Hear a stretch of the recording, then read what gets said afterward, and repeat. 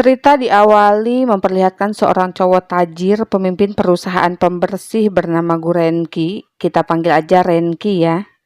Dia memiliki penyakit misofobia, di mana kondisi ini menyebabkan lingkungan tempat tinggal serta kantornya harus selalu bersih dan tak boleh ada debu sedikit pun.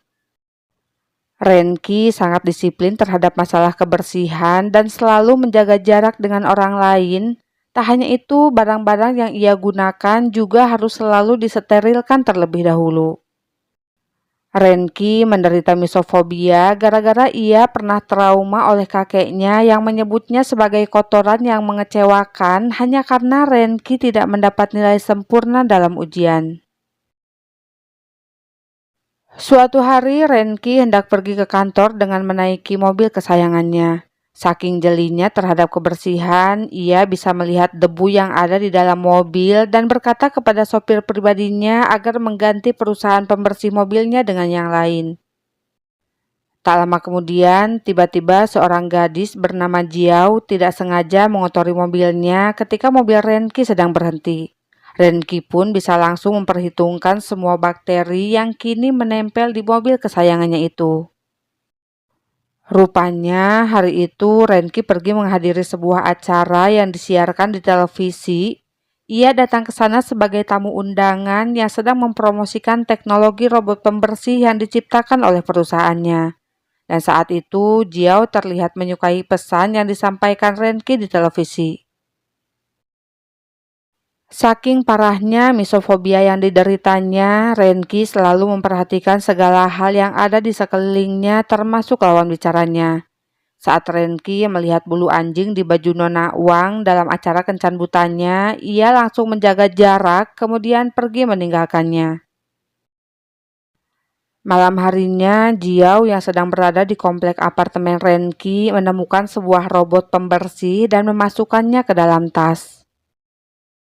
Renki yang sedang mencari robot pembersih itu malah dikira sebagai konsumen yang sedang ditunggunya.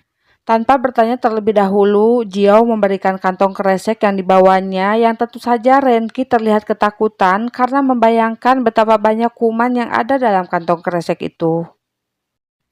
Dan tanpa sengaja Renki membuat Jiao terjatuh. Kemudian karena tak bisa membantunya, Renki lalu memberi Jiao uang kompensasi dan meminta maaf kepadanya. Dalam perjalanan pulang, Jiao yang hendak naik ojek salah mengira seorang pria bernama Lucian ini adalah Kang Gojek. Si pria terlihat tidak keberatan dikira Kang Gojek oleh Jiao karena kebetulan tujuan mereka searah. Sesampainya di tujuan, Jiao yang ketakutan karena mengira Lucian mengikutinya baru mengetahui kalau ternyata Lucian ini adalah tetangganya yang baru pindah dan ia sangat akrab dengan ayah Jiao. Kemudian adik Jiao yang bernama Junji melihat robot pembersih yang ditemukan oleh kakaknya dan setelah ia mencari tahu ternyata Renki membuat pengumuman di mana orang yang menemukan dan mengembalikan robot pembersih itu akan diberi imbalan uang. Junji lalu menghubungi Renki untuk mendapatkan uang itu. Ia meminta Renki agar datang nanti malam ke tempat yang disebutkannya. Setelah mengirim pesan memberitahu nomor plat mobilnya, malam harinya Renki datang ke tempat tersebut. Baru juga sampai, Renki harus mengalami nasib sial karena tiba-tiba Jiao tidak sengaja membuat mobil Renki kotor dengan semua sampah yang ada dalam gerobaknya karena Renki hampir menabraknya. Renki lalu keluar dari mobil melepaskan topi tikus yang dikenakan Jiao dan hal itu disaksikan oleh banyak orang termasuk oleh Junji. Sebelum pergi, Jiao sempat memberikan nomor teleponnya jikalau nanti Renki ingin meminta kompensasi. Saat melihat kakaknya didorong oleh Renki, Junji pun mengurungkan niatnya untuk mengembalikan robot pembersih Renki. Setelahnya, Renki mendapat informasi dari Dong Xian yang mengirim foto dari rekaman CCTV saat robot pembersih milik Renki hilang. Melihat foto Jiao, Renki langsung mengira bahwa Jiao sengaja mendekatinya. Lalu esok harinya ia segera menemui Jiao menanyakan tentang Top X, yaitu pembersih debu miliknya. Awalnya Jiao tidak mengerti maksud Renki, akan tetapi setelah Renki menunjukkan foto dirinya, Jiao baru mengetahui kalau yang dimaksud Renki adalah robot pembersih debu yang ditemukannya. Renki mengira Jiao lah yang telah menghubunginya untuk meminta imbalan. Esok harinya, Jiao datang ke perusahaan Renki untuk mengembalikan robot pembersih debunya. Namun tiba-tiba Jiao jatuh pingsan sehingga Renki segera membawanya ke rumah sakit. Di rumah sakit, untuk pertama kalinya Renki mengantri untuk membayar obat dan sempat menemani Jiao hingga larut malam. Beberapa hari kemudian, Jiao diterima bekerja di perusahaan Renki sebagai petugas kebersihan. Saat itu, Jiao melihat kotoran di sepatu Renki yang tentu saja Renki langsung pergi ke ruangannya dan membuang sepatunya ke dalam tong sampah. Ia menggantinya dengan sepatu baru dan tak hanya sepatu, Renki juga mengganti pakaian yang dikenakannya. Lalu tiba-tiba Jiao masuk ke ruangannya dan melihat tubuh Renki yang bertelanjang dada. Renki yang buru-buru memakai pakaian barunya tidak menyadari kalau ia salah mengancingkan bajunya. Rupanya Jiao menemui Renki karena ia ingin mengucapkan terima kasih sebab Renki telah membawanya ke rumah sakit ketika ia tak sadarkan diri.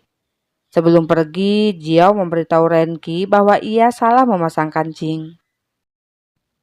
Beberapa saat kemudian, Renki tidak sengaja mendengar pembicaraan seseorang yang berniat mendekatinya dengan tujuan tertentu.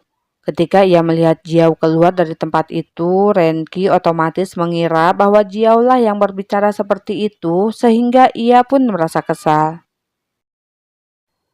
Lalu saat Nona Wang berkunjung, Renki sengaja memanggil Jiao agar membersihkan tumpahan kopi di ruangannya. Namun saat Renki terus menyindir Jiao, ia sangat heran karena Jiao tidak menunjukkan reaksi apapun terhadap perkataannya. Siang harinya, Renki terus memperhatikan Jiao yang sedang membersihkan kaca. Jiao tidak tahu akan hal itu karena ruangan kaca tersebut tidak terlihat dari luar. Ketika Renki tidak sengaja membuat kaca itu menjadi transparan, Jiao terlihat kaget melihat Renki berada tepat di hadapannya. Sepulangnya dari kantor, Jiao tidak sengaja menjatuhkan barang-barangnya saat bertemu dengan Lu Xiao, sehingga Lu Xiao tahu kalau ia bekerja sebagai petugas kebersihan. Jiao lalu menyuruh Lu Xiao agar tidak memberitahukan hal tersebut kepada ayah dan adiknya karena ia tidak mau mereka marah jika mengetahui dirinya bekerja sebagai petugas kebersihan. Sementara itu, Renki terus saja teringat kepada Jiao karena ia mulai menyukainya. Suatu hari di perusahaan, Jiao membersihkan sekotak tiram basi di atas meja sehingga ia dipuji oleh teman-teman kantornya. Akan tetapi, demi mendapat pekerjaan lain, Jiao malah berbohong kepada atasannya dengan mengatakan bahwa ia akan mengambil pekerjaan itu karena dirinya tidak memiliki indera pencium. Sialnya, kebohongannya itu terdengar oleh Renki yang menurutnya Jiao tidak pantas bekerja di perusahaan jika tidak memiliki indera penciuman. Renki lalu bertanya kembali untuk memastikan apakah benar Jiao tidak bisa mencium, namun Jiao kekeh berbohong sehingga Renki terlihat kesal terhadapnya.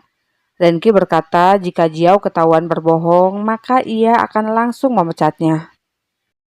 Tak berselang lama, Renki yang ingin membuktikan Jiao telah berbohong segera melancarkan aksinya. Ia memberi Jiao makanan kaleng yang aromanya sangat tajam sehingga orang lain pun pergi menjauh darinya. Akan tetapi karena tak mau ketahuan, Jiao dengan lahap memakan makanan tersebut. Karena pembuktian pertamanya gagal, Renki kemudian meminta Jiao untuk memungut kaos kaki milik tunawisma yang telah disiapkan olehnya. Namun lagi-lagi hal itu gagal sehingga ia pun menyemprotkan cairan yang sangat bau ke dalam loker milik Jiao. Namun Jiao tetap bertahan. Ia memakai pakaiannya dan pamit pulang walau semua orang di sekitarnya tak tahan dengan aroma bau darinya. Saat itu Renki terlihat cemburu ketika melihat Jiao dijemput oleh Lucian. Ia lalu membuat alasan agar Jiao kembali ke kantor dengan meminta Dongxian agar menghubunginya. Saat Dongxian menelpon Jiao, ia mendengar suara Jiao yang berteriak kesakitan. Mendengar hal itu, Renki yang khawatir segera capcus menuju ke rumahnya. Renki mulai tidak mempedulikan keadaan lingkungan di sana yang tidak bersih. Ia juga merasa kesal ketika melihat Jiao bersama Lucian. Di sana, Renki tidak menjabat tangan Lucian yang ingin memperkenalkan diri kepadanya. Ia juga marah kepada Jiao karena Jiao malah keluyuran dengan Lucian saat kakinya sedang sakit. Sesampainya di rumah, Renki menelpon terapisnya dan menceritakan tentang perubahan dirinya setelah bertemu dengan Jiao. Si terapis meminta Renki agar menjauh dari Jiao dan mengatakan penyakit misofobianya bisa semakin parah jika ia tiba-tiba terlalu sering berinteraksi dengannya. Esok harinya, Renki pergi menemui Nona Wang di kantornya. Di sana tanpa sengaja ia bertemu dengan Jiao yang baru selesai bertugas membersihkan kantor Nona Wang.